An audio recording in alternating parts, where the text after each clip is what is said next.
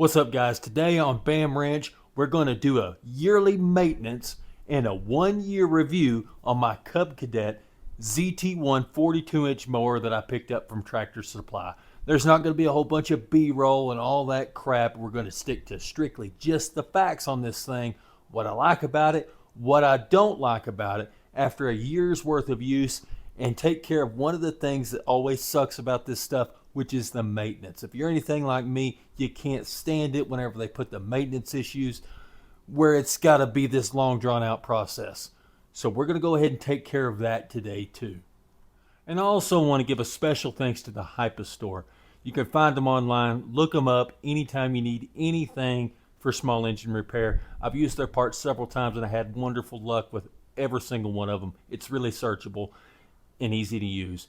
I reached out to them, told them I had an upcoming project, which was this. They said, that sounds great. Let us know what you need. They sent it on over. So please support those who support me. So the tools here are really pretty simple. We're going to have a screwdriver, just a pair of slip joint pliers. These aren't necessary, but I think they're real handy for doing spark plugs and pulling spark plug boots. An extension, a spark plug socket with wrench. I really like these GearWrench ones because they've got that swivel end on them and they're magnetic in there. It just helps hold on to those spark plugs a lot better. And some type of oil filter wrench. I've got this one, it fits on there. I'm going to use it, but one of the strap wrenches or even a pair of channel locks would work just fine to get the...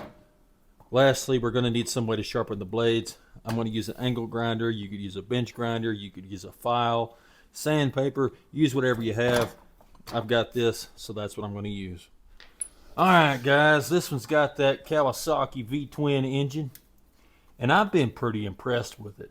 I don't have any complaints. It's got plenty of power, starts every single time, and I just have zero complaints.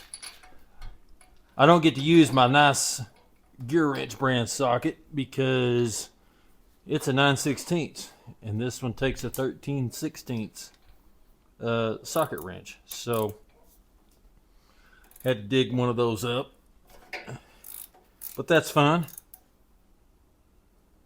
So like I said, I bought this thing, well, I got it last June, and as we talk today, this is the second week of April. So I've had a good season of use on this.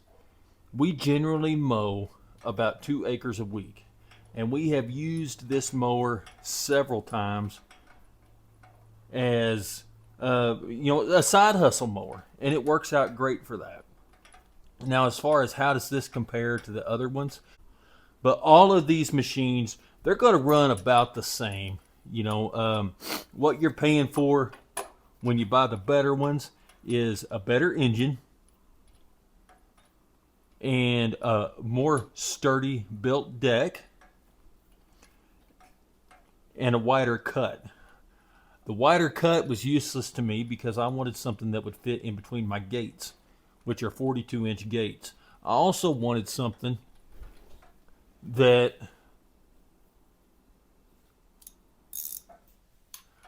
would fit between the fender wells in the bed of my pickup truck. So that stuck me with a 42-inch mower, and that was as big as I could go. Now, like I said, as far as the way they run and operate, all of these are going to be pretty well on an equal playing field. So congratulations, there's your main review of it. And this one, just like the others, see, look, this is the reason why I hate these style. That little rubber boot in there, it stays down in there, and it's always stuck to your plug. And especially if you're working on a car, a lot of times you'll have to use an extension and you'll pull this off and your socket will get stuck down in there. That's why I like these style. I need to go ahead and buy one that matches. I'll actually put one of these in my Amazon store because it would be worth it to buy one of these, even if you just do this once a year. All right, got that side. So like I said, we did use this for a little bit of commercial purpose. Not a lot, but just enough to make some extra money and kind of cover that recoup some of the cost off of this thing. The biggest that we did as far as work for hire was a 2-acre property for a church, and this mower did just fine. It's lightweight, it maneuvers between all of the obstacles, places that the really big places that some of the big ones won't fit. This thing doesn't have any trouble with. So that is definitely a plus on this with the 42-inch. However, I don't think you'll have any problem with any of the particular sizes. This Kawasaki engine, I am really impressed with this thing. I started it up about every 2 weeks, and I'm talking whenever it was, I think it got down to, let's see, my son Austin's behind the camera. It got down to what, 5 below? And it started up just fine. One of the better things about it is the battery. It doesn't have your traditional lead acid battery. It actually has a lithium battery, and that battery stayed charged all winter long. Just to test it out, we didn't even put it on the charger. We started it up every couple weeks just because it's the healthiest thing to do with any internal combustion engine. So we did start it up and run it for 10-15 minutes and then shut it off. That battery didn't miss a lick. Even in the freezing cold, no problems whatsoever. But the battery really held up pretty good, so I'm pretty impressed with that. I don't have any complaints, and that's probably one of the bigger positives that I will give for this mower. Aside from price, I mean, we live in the real world, so price does have an actual effect on what we buy. I'm not made of money, so price was definitely a consideration with this, and it was one of the more budget entry level mowers that was out there. All right, let's see what they sent us for an air filter. Loosen this up a little bit. I like how this has the wing nuts on it. Man, y'all know as well as I do, some of the biggest things with the maintenance and stuff on these is they make stuff so hard to get to. But so far, I'm actually impressed. Everything seems to be pretty easy to get to. I can wrestle this out of the way before I speak too soon.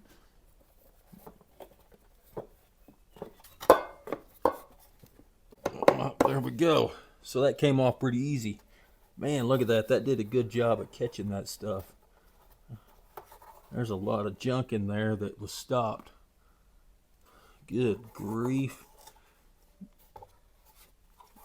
Austin, let's get the air compressor and blow this out right quick. All right, let's take a look and see what they sent us. This is the new one. We've got butterfingers, can't hold on to anything evidently. So I like the fact that there's a pre-filter on it. That's a win in my book. The original factory one did not have a pre-filter. And I actually had to blow this thing out several times. It was getting pretty clogged up. And I don't know if you can see on camera, but it's physically heavy. So having that pre-filter on there, I appreciate that. Once again, having this where there's just a thumb screw on it is a win in my books, because that means I can change out my air filter without having to have tools with me. All right, let's wiggle and shake that back down in there to its home. Tighten that back down.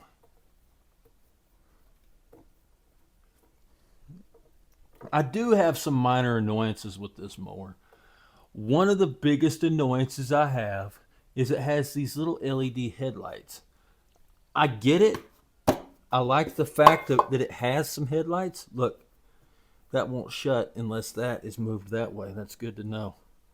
I like the fact of having headlights, although I'm probably never going to mow in the middle of the dark. But they're not good enough to do anything with. They're completely useless as far as usability goes. But the biggest annoyance I have is the very few times I've left the key on by accident, there's no off switch for the headlights, and it just winds up draining my battery. I have had that issue a few times. It's no fault of the mower. I left the damn key on, but the fact still stands. If it sits for 2 weeks with the headlights on, you're going to have to jump it off. I've done that probably 3 times over the last year, and I haven't had any long-term effect problems with the battery. Okay, so to drain the oil on this thing, it comes out of this hose down here. I'm going to pull it out of its slot so you can see it a little bit better.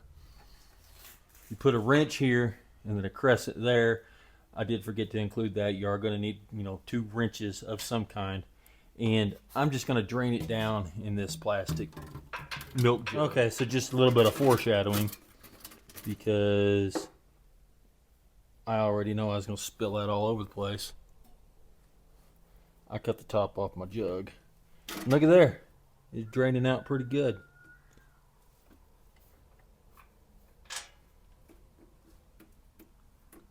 Can you see that on camera? Yep.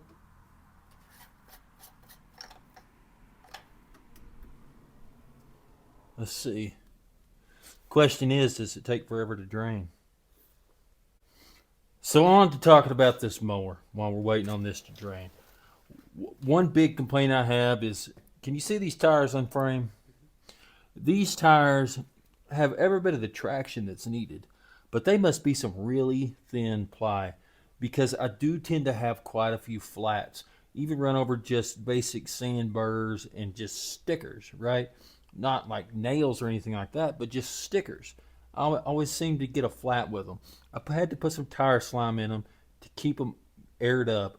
After I did that, I hadn't had any problems. It would have been nice if we had a little bit better tire, but we have to understand that we're shopping at the budget that this thing is sold at.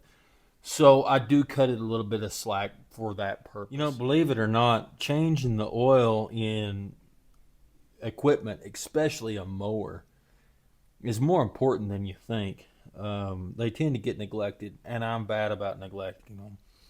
But they operate in the dustiest of all environments and close to the ground, and it just doesn't take very much to contaminate the oil in these.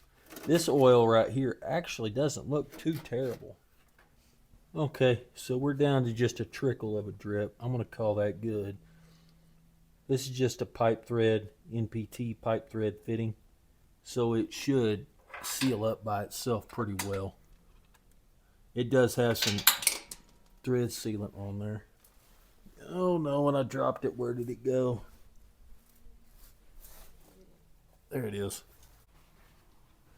Okay, and as expected, I did make a mess of something, which we all expected to happen anyway. It does have a little bit of thread sealer on there, if you can see that on camera. So this should seal up just fine. We will be checking it to make sure that it does. Oh, there we go. I just felt the thread sealer go ahead and hook up on it. So it looks like it will. I'm going to flip it up out of view so I can tighten this up. So what about the ride quality on this? The ride quality is not terrible, but it does not have a suspension. Once again, we need to take into consideration how much we paid for it. This is one of the budget models on the budget end of things, so it is to be expected. I'll show you here in just a minute one of the biggest contributors to that rough ride. Okay, the oil filter is just here on the right hand side. You can use a strap wrench or whatever you want. I have this cap wrench that fits, so why not use it? Okay, awkward angle. There we go. I had to kind of tap that on a little bit, but it went ahead and went on. The question is, how much oil are we going to spill when we take this filter loose?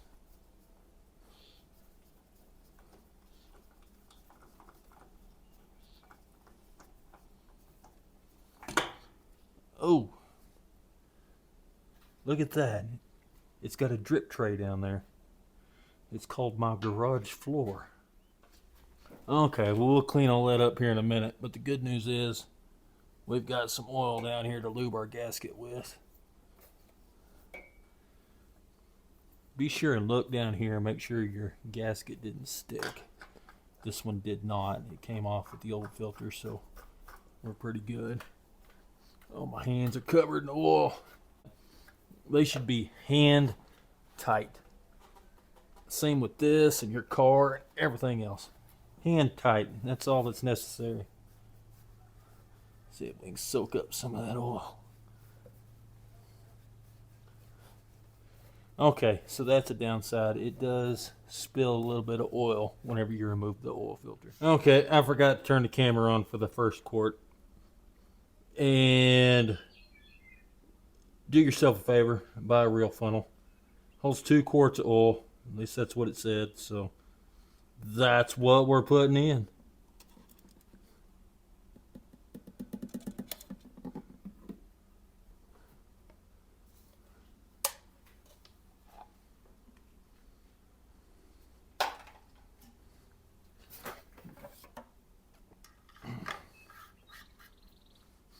All right, next up, the fuel filter. Okay, so this is the fuel filter that they sent. Probably nothing wrong with it. I would have 0 problems using this filter. However, just looking at this, I can tell it's a better filter and it's still flowing good. I'm going to wait and get one of these that's more this style. I just think it's a lot better filter. So we'll just keep this in the parts bin because I'm bound to need it sooner or later anyway. All right, let's give these blades a quick sharpen.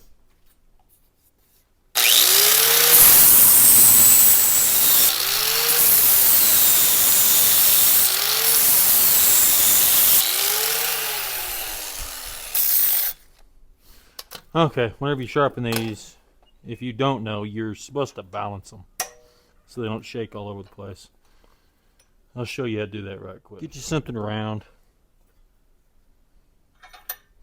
and put your blade on there and see if it tries to fall one way or the other. Looks like it's a little heavy on that end. Let's turn it over just to... Yep.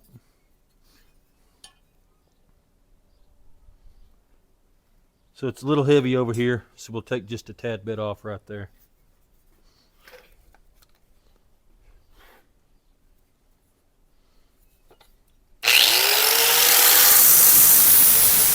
So right about there, I got the wind blowing a little bit, but right about there is about right. I'll take a little bit more off this end just to make sure, and this blade ought to be good to go back on.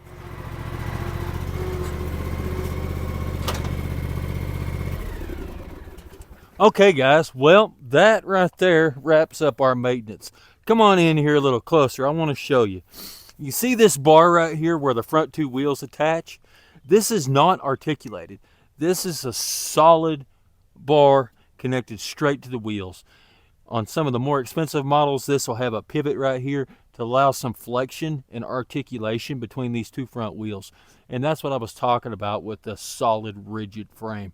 This thing will beat you up to like you don't know if you're driving really fast across some real clumpy pasture grass, which is really what I've got back here.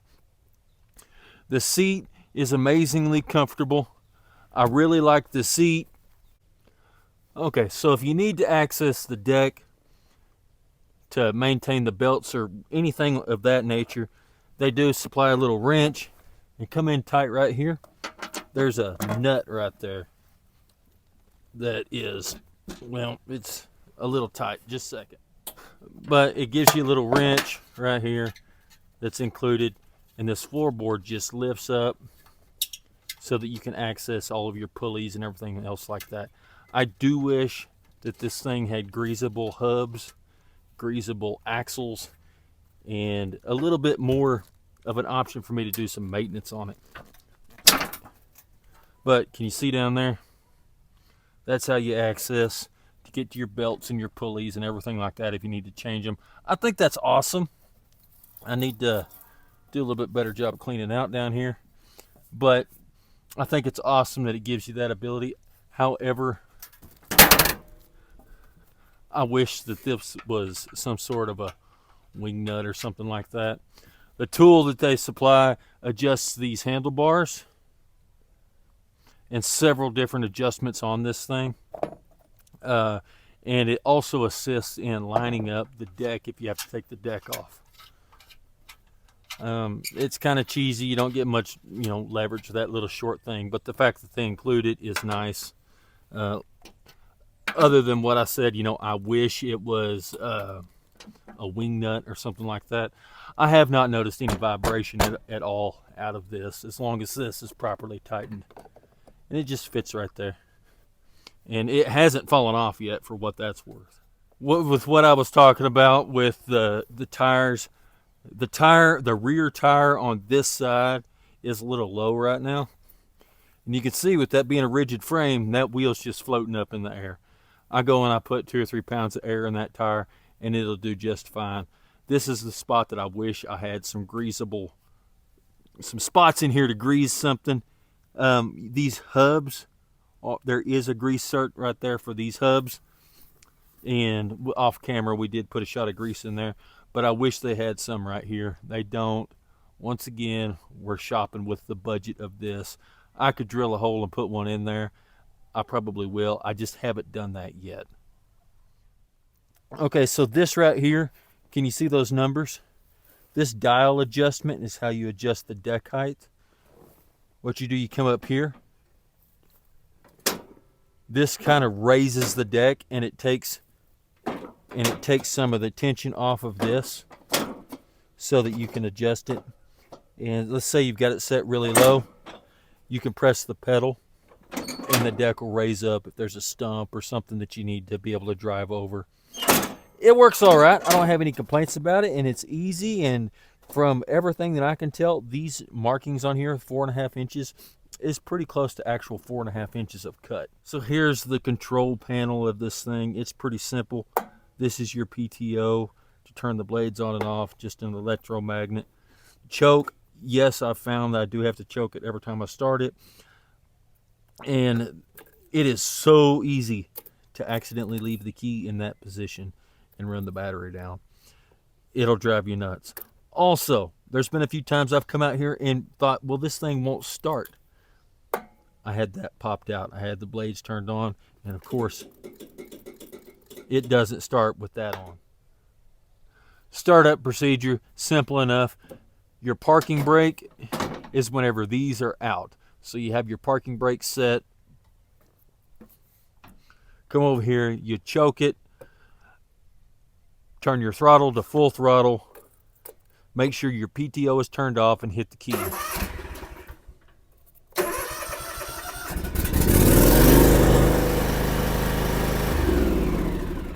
And it starts up just fine. You do have to move these in for your hydrostatic controls, but like I said, this out here is the park position, and from my experience, the park position works pretty well. One thing you'll notice, and this is one of the biggest clues that if I do have a flat tire, is if you have a tire that's a little low on this side, you'll notice that these right here, you have to push one further than the other.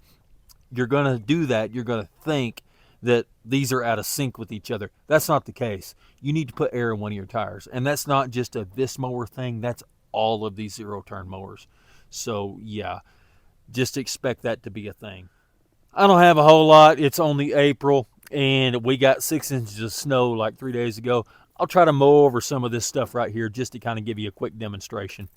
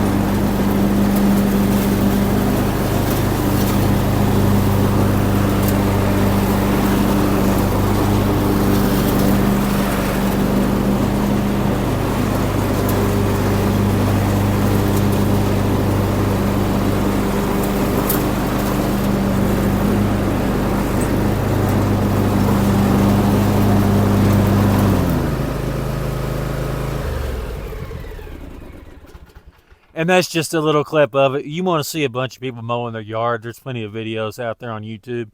but that'll kind of show some of the, maneuverability of this thing. It works just like all of the others. I don't have any problems with it.